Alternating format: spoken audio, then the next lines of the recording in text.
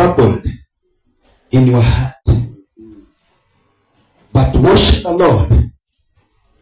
Trust the Lord. And fear him. Usikuwe na doubt. Usikuwe na shaka. Usikuwe na nini? Ambia mwenzako usikuwe na shaka.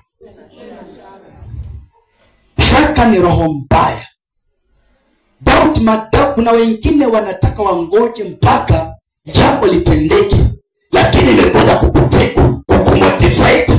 Nimekuja kukuchochea. Kuwa na imani. Kuwa na imani fire. Amen. Ambia mwenzako kuwa na imani fire. Hallelujah. Eti kuna mtu kanakuja kanakuambia eti wewe kwa kwa ndoa. Eti mwanamke anakuja kuambia hautaoleka kwa kijana utatoka. Utoke uende wapi? Tangaza imani fire. Amen. Imani fire. Imani moto. Hallelujah. Mtu anakuja kukutisha tisha utapata kazi. Nasema kwa jina la Yesu, kuwa na imani ya kutarabisha kazi patikane kwa imani moto. Sema imani fire. Imani fire. Hallelujah. Hata ukikuja hapa unajua acha nikwambie kitu kinaujaichua. Hii kanisa ni ndogo sana. Kabisa. Waambie. Hii kanisa ni ndogo sana. Amen. Hallelujah. Na watoto wa kanisa hili ni wengi sana. Amen. Hallelujah. Wana biashara, madaktari, walimu, maloya. Kwa nini maloya? Ambao watoto waende kwa Katoliki. Na kuna kanisa la Grace hapa. Kuna kanisa limejaa neema. Wacha neema watafute. Waweze kuwatoa. Wamekamana na pepo. Wamekamana na kuzimu. Lakini tena neema. Ilete walimu. Ilete madaktari. Ilete manje watu wakubwa. Ilete hata mape. Hata maimsi wakuje. Ili kusudi kazi hii. Ikaweze kuwa nyepesi. Kumangana iondoke. Tunatangaza tena ulimwenguni. Ikana la Grace. Ianze kuzalisha. Lizalishe thelathini. Lizalishe 60.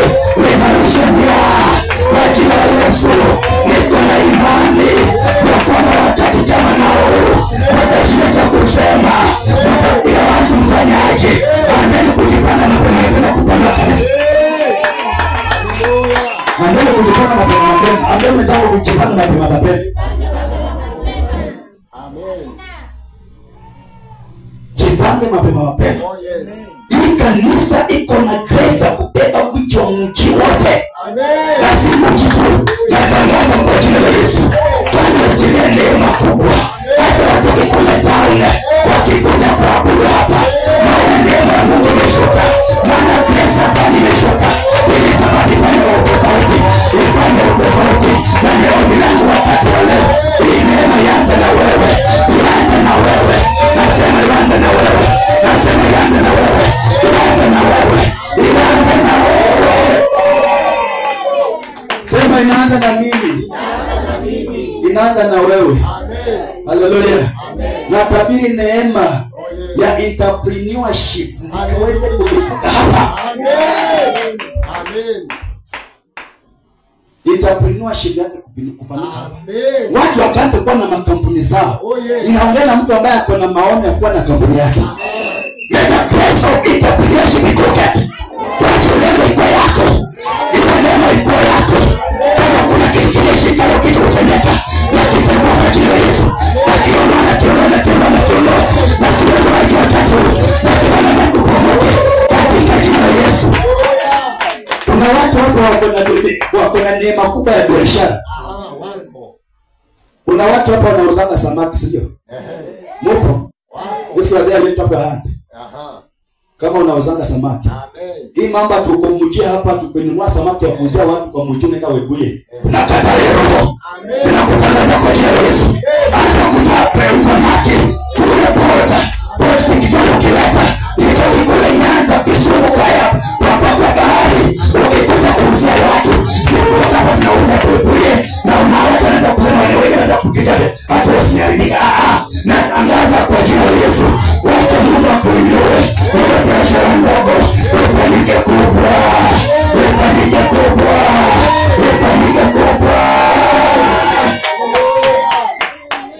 na ufanyike kuwa supplier. Kasande. Pokea neema ya kuwa supplier. Sitaki kujua pesa zitatoka wapi, lakini alijua Mungu wangu atakuletea pesa, atakuletea pesa, atamrisha watu walete pesa, na si pesa ya lona au pesa kukopa. Atawe au pesa kukopa, au kutafuta Mungu kwa bana. Mungu anakuletea pesa, nasema Mungu anakuletea pesa kwa kufanya biashara. Uanze kubarikiwa, uanze kupanuka, na ufanyike kwa supplier. Ukitaka mchombo chako, lakini wanatoka kuleta Mungu, wanakutafuta, wanakutafuta, wanasikia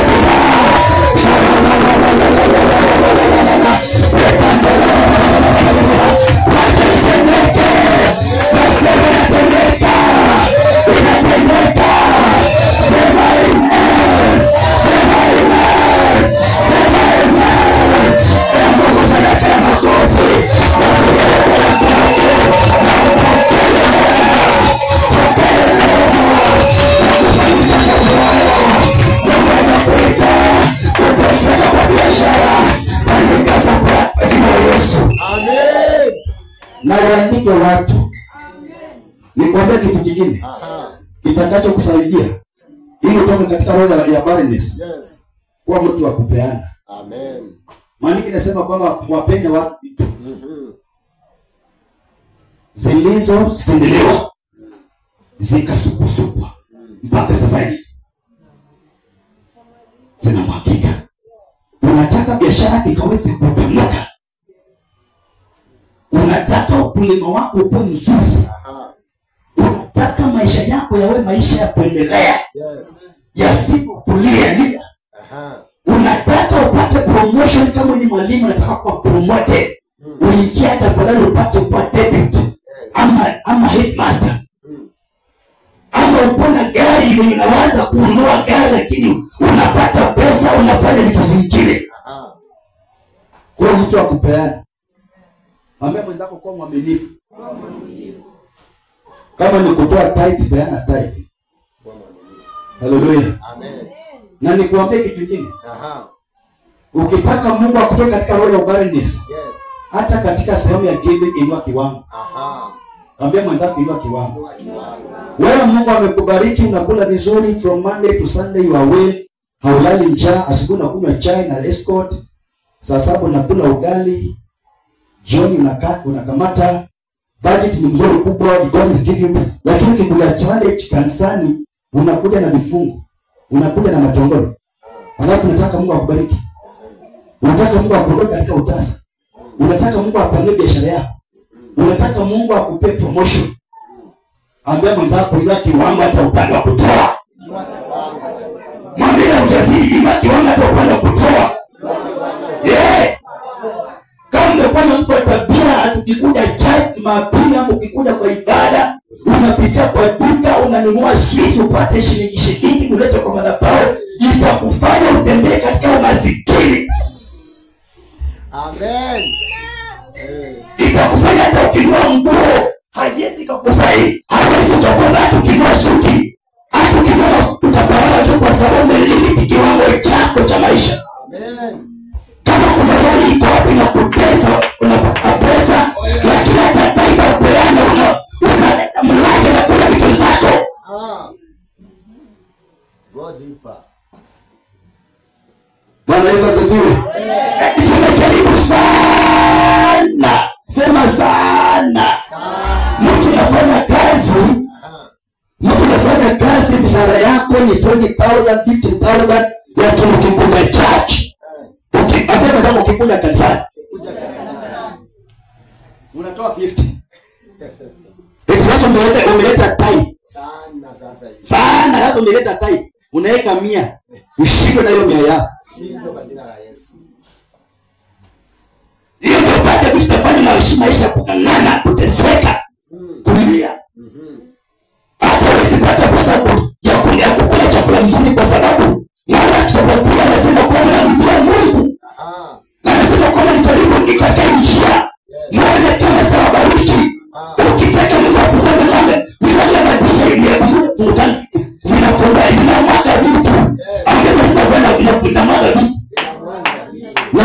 unataka zimwake vitu, jiunganishe na madhabahu yako. Amen.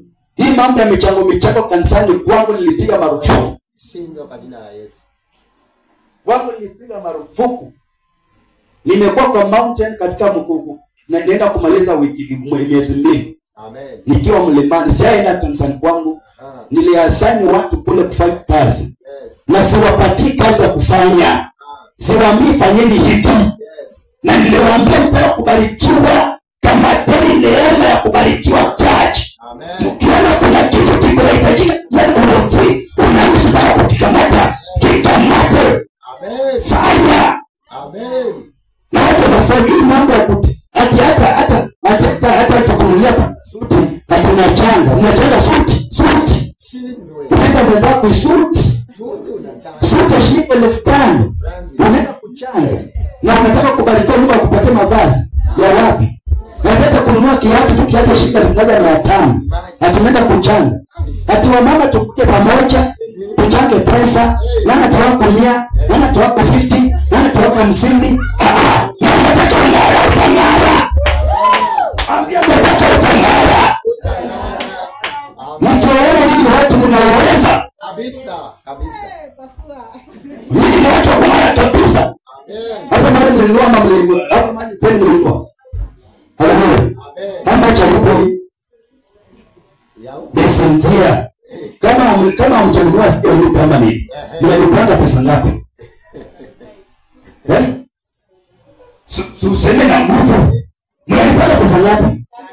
Shilingi 3,000 na 500.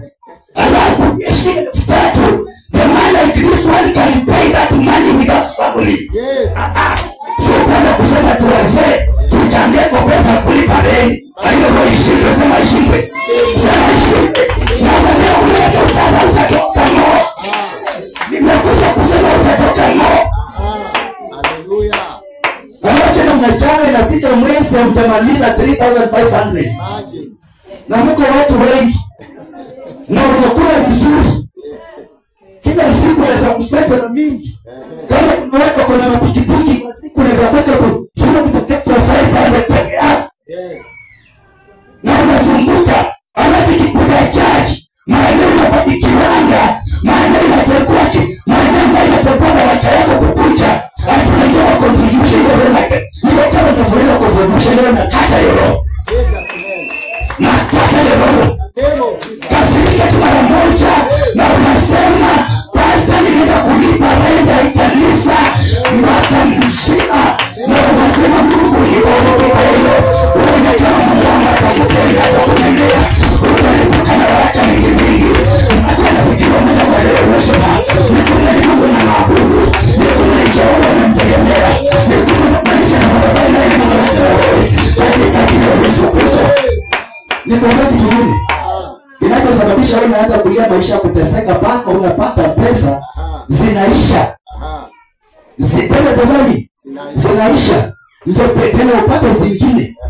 Utaanza kukulia Mungu nikupe pesa. Kama unataka overflow finances, overflow amani, overflow biashara kuteremka, wacha kuwa na kitu kinachonena na akili yako kwa madhabahu. Hallelujah. Uliza mwenzako kuna dhabihu yako ambayo inatoka kwa ajili yako kwa madhabahu. Kuna dhabihu yako. Sema. Haleluya. Bwana Yesu asifiwe. Bwana Yesu, alikuwa kwa nini nazungumza hii maneno? Unataka njaa itoke kwa nyumba yako. Lakini hata hujai pelekea mchungaji wako sukari. Hujai simama hata kwenda kubariki mchungaji. Kwa maana tusimame tu hata tukubariki watu. Hiyo roho ishinde. Sema ishinde. Unaweza kwenda kwa wholesale na ufanye shopping. Ukifanya shopping unasurprise mama na baba. Unasema niwaletea hii mniombe baraka. Wakikuwekea mkono milango inafunguka.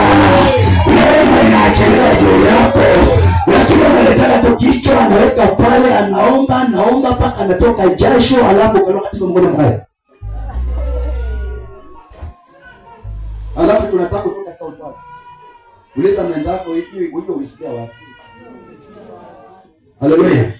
Abrahamu mke wake alikuwa ni nani? Sasa wakiwa wameishi miaka 100 mpaka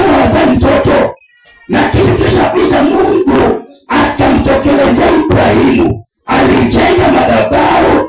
Baada ya kujenga madhabahu na akatoa dhabihu pale, inaenda kwa ile ahadi Mungu amemzungumzia. Na maandiko yanasema kwamba na Mungu akamwambia, kwa sababu umefanya hili, nikatengeneza nitadhihirisha hekalu langu na mtoto wako ambaye utamzaa. Na maandiko yanasema kwamba Mungu akamsaidia na akampa mtoto. Yes. Haleluya. Amen. Kuna wengine wanakuwa na roho ya uchoyo. Ambia mwenzako uchoyo. Watu ni wachoyo. Choyo. Roho ya uchoyo ni roho ya kuleta umaskini Kabisa. ya kukwamisha vitu. Haleluya. Amen. Wetu nilisema roho ya uchoyo itoke. Itokomee mbali. Amen. Itokomee wapi? Mbali. Mtu ataweza nunulia dada yake ama ndugu yake katika kanisani soda. Mtu ako na shida, ana mavazi mazuri, wewe uko na mavazi hata ikina uvaanjo. Yes. Lakini umekwambia tu na kuna mtu ana vazi mzuri, roho ya uchoyo. Amen. Na kama kuna hiyo roho ndio maana pataka zingine pale zimeuma. Pale zimefanya nini? Zimeuma. Kuna mwingine anakula chakula paka watoto anakimbia na mtoto. Wanaanza kurushana nenda kwingine. Watoto wanacheza na samaki. Na kuna mwingine jirani mahali hata samaki haonangi na watoto wanacheza na samaki. Wanapigana na unga. Kile backfire. Sema ukifanya hiyo roho kitabackfire. Kitabackfire. Utawaza kukula chapati au utawaiona. Unakula mchele paki na baki. Na hiyo mchele unaenda unarusha kwa pit, kwa compost pit. Na kuna mtoto mahali hana chakula. Yet you are praying God that God, my house may be full of things. Haitafanyika. Hayo nakwambia tu. Hiyo hata ukinichukia. Bwana asifiwe. Amen. Hata ukinichukia, unipende usinipende. I don't know why the Spirit of the Lord anataka niambie. Hii mambo ya kuchangachanganga ati unalipa rent hii mwacha. Mtu ako hapa rent anaishi kwa rental house, analipa pengine 5,000. Analipanga akosi. Lakini charge. Yeye unapokuwa Mungu, uliza mwenzako nani alikuroga? Wao kani wewe? Nani alikuroga? Mpaka tena umekuwa ahidi. Kuna wengine atapata wakatoa ahadi tatoa 500. Walipo ahidi kikaumana hawakujangi charge.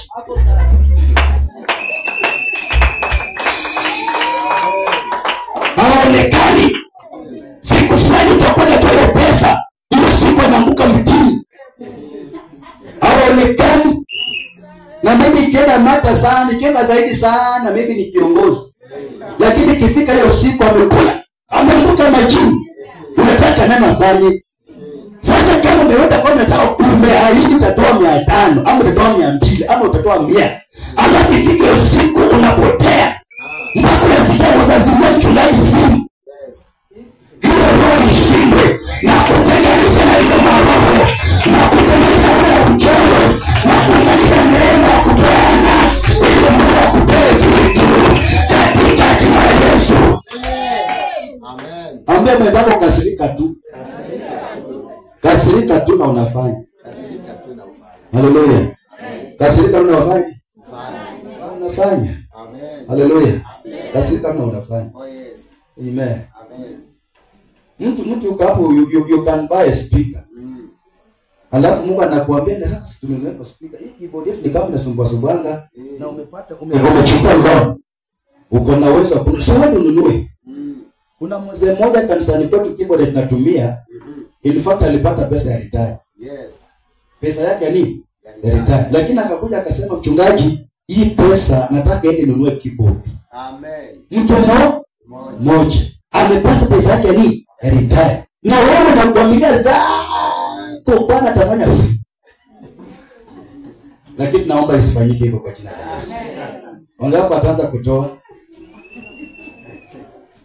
Hii mambo ya kupitana kwa duka alafu nafanya change, achana hiyo roho. Amen. Ambia mwenzako achana hiyo roho. Achana hiyo roho. Paka unakuja kwa sadaka kwa sababu sadaka ionekana unapiga hapo na chui. Nimesaidia mtu ma. Amen. Amen. Another thing. Do not doubt but just believe. Kwa sababu ya muda nataka kuandika hii maandika alafu tuombe. Andika Luke chapter number 1 verse 18 and 25. Then andika Mark chapter 5 verse 36. Be not be afraid. Usiogope. Mark chapter number 9 verse 23.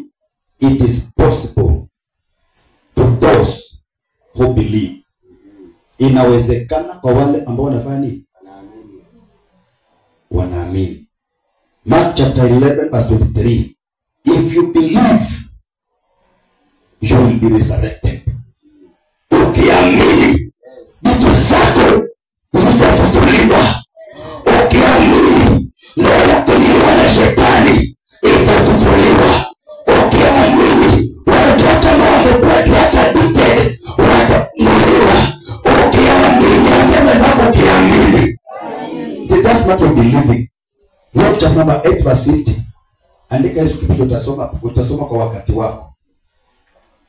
Amen. Amen. Now, I want to give you some hint on how you can come out from the spirit of barrenness. Oh, yeah. Jinsi unaweza kutoka katika roho ya nini? Ya utasa. Number 1.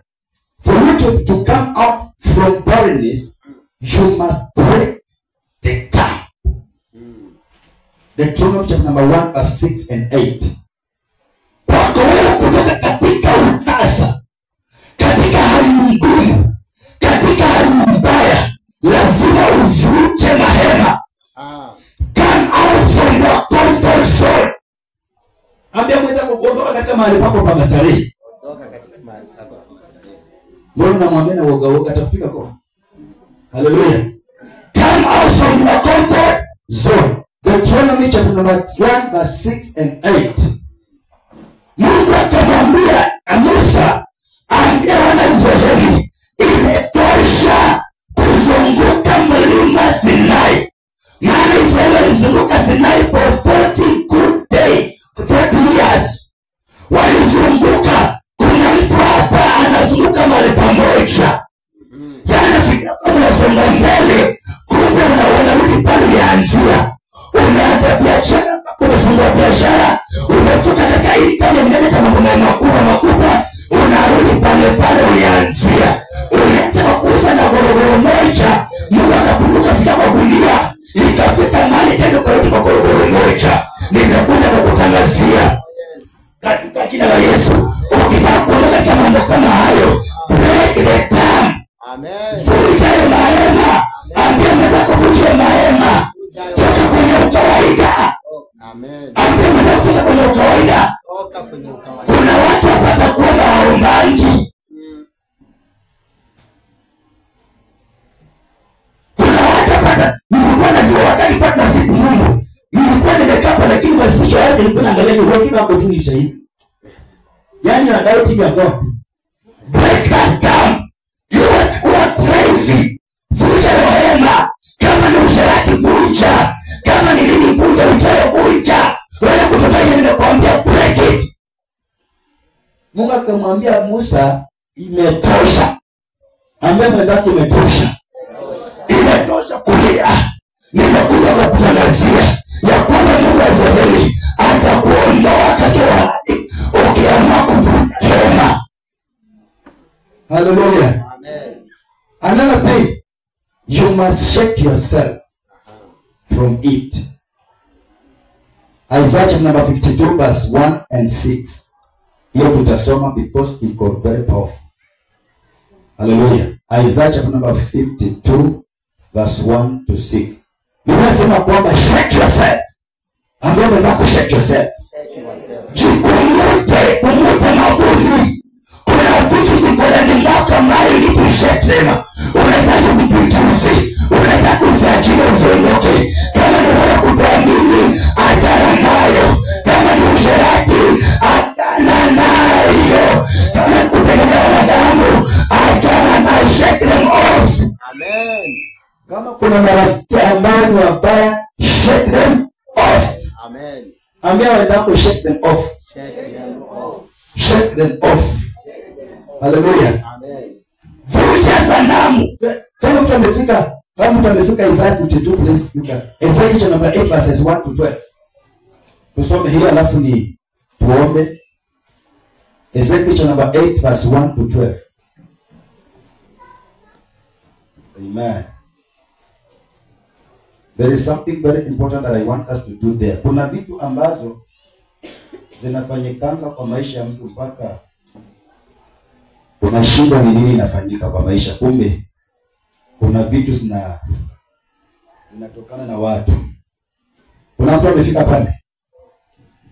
Ezekiel chapter number 8.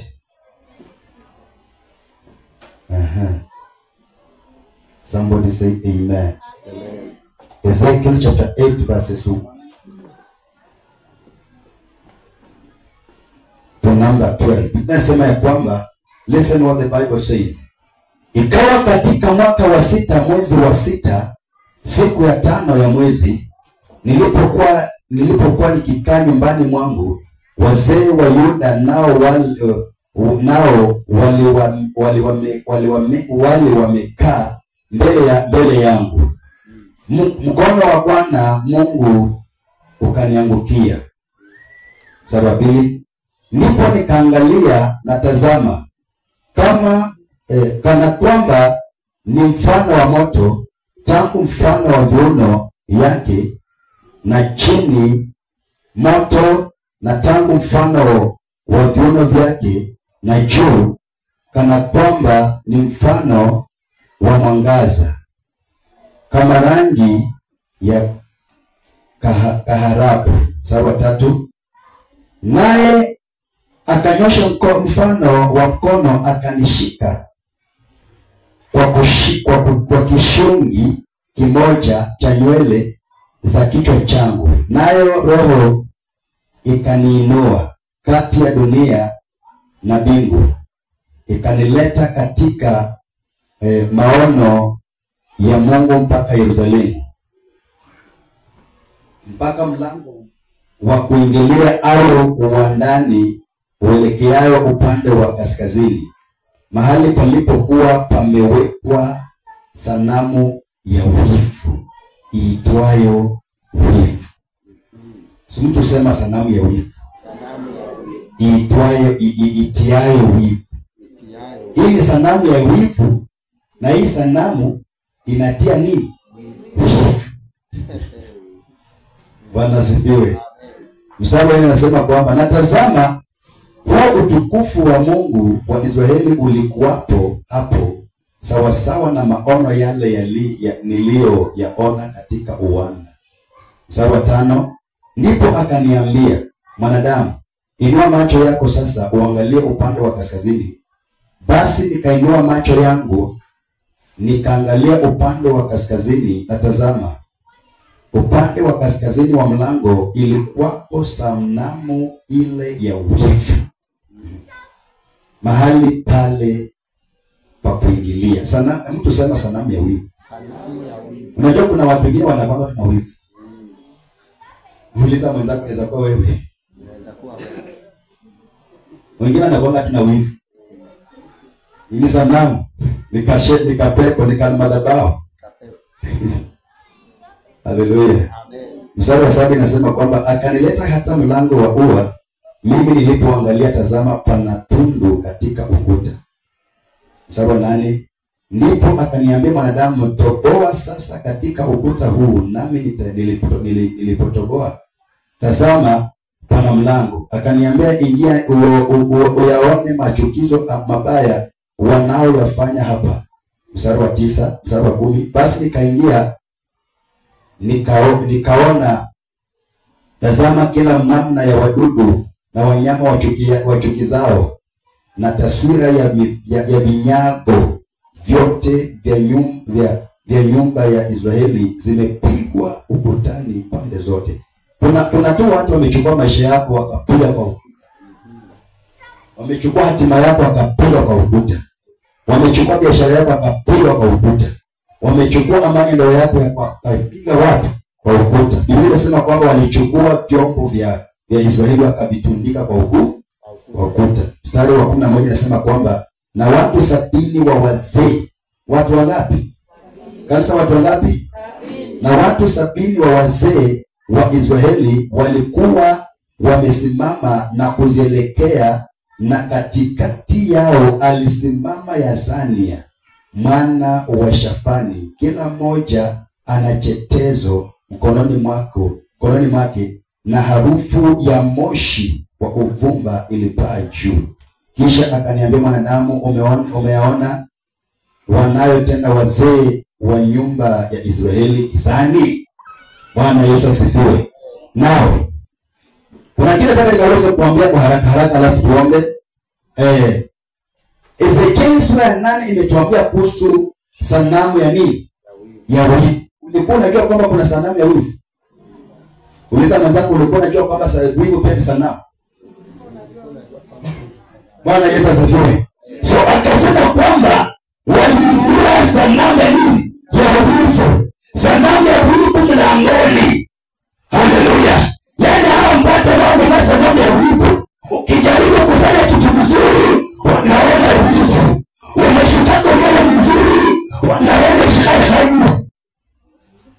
Unajua wale nani? Hiyo nimeongea lugha ya kweli. Wanaona wivu. Hata kuna wahubiri wengine wanaonana wivu. Wameinuka sanamu kwa wivu. Eti kwa nini Grace iko hapa inapanduka? Nataka nitangaze kwa jina la Yesu, waendelee kupanduka wakija kuona wivu. Na Malkia ataambia hapa ya kwamba wivu yao itavunjwa katika jina la Yesu. Nataka nitangaze kila sanamu ya wivu ambayo imemwajia maisha yako ivunjwe. Sanamu ya wivu yakipeleka biashara, watu wanainuka na wivu, wanaanza kupeleka habari yako wateja. Eti mazee mtu ni mbaya, eti sio moja mtu ni mbaya, eti si biashara kitu kinafanyaje? Tunatangaza kwa jina la Yesu, wanainua sanamu ya wivu kinyume na maisha yako. Bwana wavunje katika jina la Yesu. Kuna mtu anatafuta kazi, amepata neema ya kupata kazi, lakini kuna watu wako na wivu, wanapita nyuma, wanapeleka mshende. Natangaza kwa jina la Yesu, hao watu wanavunje sanamu zao zivunjwe, mambo yao yavunjwe, sadaka zao zivunjwe, mipango yao ivunjwe, mambo yao yajaribiwe katika jina la Yesu. Nasema zivunjwe, sana zivunjwe. Kuna wengine toka sana tukaanza kutoa vizuri nimekwambia utoe. Wengine wanaona sanamu ya wivu. Anataka kujipendekeza kwa pasta. Ndio hiyo. Na vunja roho ya wivu. Na hiyo inafanya watu wanaogopa kutoa. Ni kwa sababu tumeona sanamu ya wivu wengi. Natangaza kwa jina la Yesu, roho zote za wivu katika jina la Yesu. Natangaza zivunjike.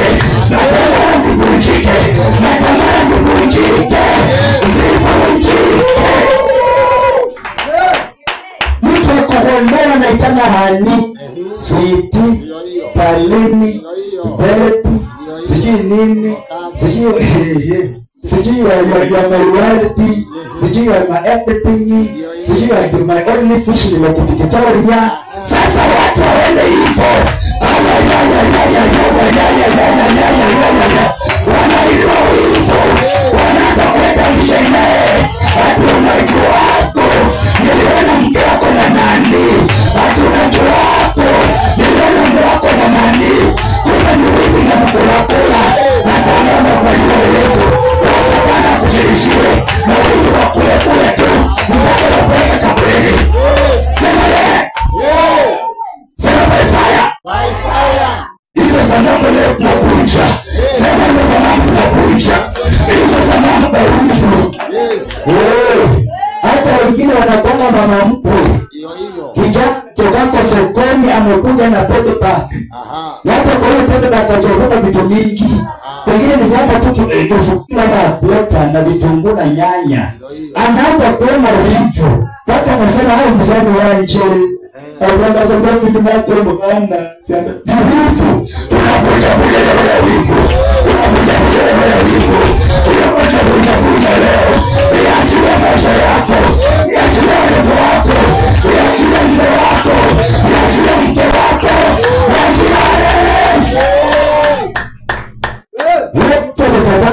amepata kazi. Imagine. Mungu anamuonekania. Alafu mwingine anainuka tu na wivu. Mpaka anamweka mitego na iko.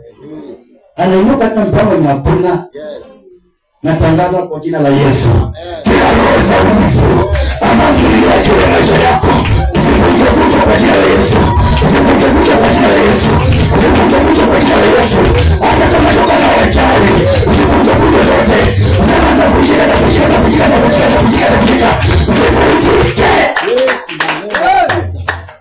Name of Jesus. Kuna watu walimwata roho ya wivu mpaka wanaomba kinyume na wewe. Kabisa. Naomba kwa jina la Yesu. Kama kuna mtu anafanya libashanda baba ya kwamba yeye aanguke, hautaanguka. Nasema hautaanguka. Sikiliza mtoto wa Mungu. Alikuwa pamoja na Penina, wapeleka kwa muda mmoja, lakini Penina alikuwa amejiweka sanamu kwa wivu. Ni kwa sababu Elkana alimpenda Hana sana, mpaka akaanza kutokana Hana. Akamwambia kama mwanamke kinataka kuja kujaza juu, kama mwanamke kinataka maana, lakini Pangora nitakuwa mbona Penina alimweka sanamu kwa wivu. Maandiko yanasema Elkana alizidisha upendo. Natangaza kwa jina la Yesu, hata kama watamega sanamu ya wivu, ukutenganisha na baraka yako, ukutenganisha na mamako mzazi, ukutenganisha na neema ya madhabahu. Natangaza kwa jina la Yesu, Bwana wa mabwana, zaidi utakapofanya hivyo, zaidi utapendwa, hivyo utapendwa, kwa maana neema ya kupendwa, kwa maana neema ya kupendwa, katika jina la Yesu. Haleluya. Ukisoma Exodus namba 11, maandiko yanasema kwamba wakati mfalme Herode aliyekuwa hakujua Yusufu, wakati alipokufa, wakati Yusufu alipokufa, kukaondoka mfalme asiyemjua Yusufu, na akakuwa na mpango mbaya juu kinyume ya Israeli. Maandiko yanasema kwamba akainua akapanga mpango mbaya ya kutesa Waisraeli, na akaanza kufanya kazi mtondito ili kufika sije wakazalisha. Na habari njema ni kwamba maandiko yananiambia kwamba Zari alipokuwa anafinywa, Zari alipokuwa anateswa, ndivyo Zari alikuwa anapanuka na kumekuja kutangaza. Zari atakapokuwa anakutesa, Zari atakuwa anamega madhara ya kishetani kinyume na wewe. Zari atakuwa ameleka wachawi na washirikina ili kukutesa wewe maisha yako. Natangaza kwa jina la Yesu, Zari atakuwa anakumanipulata. Katika manipulation panuka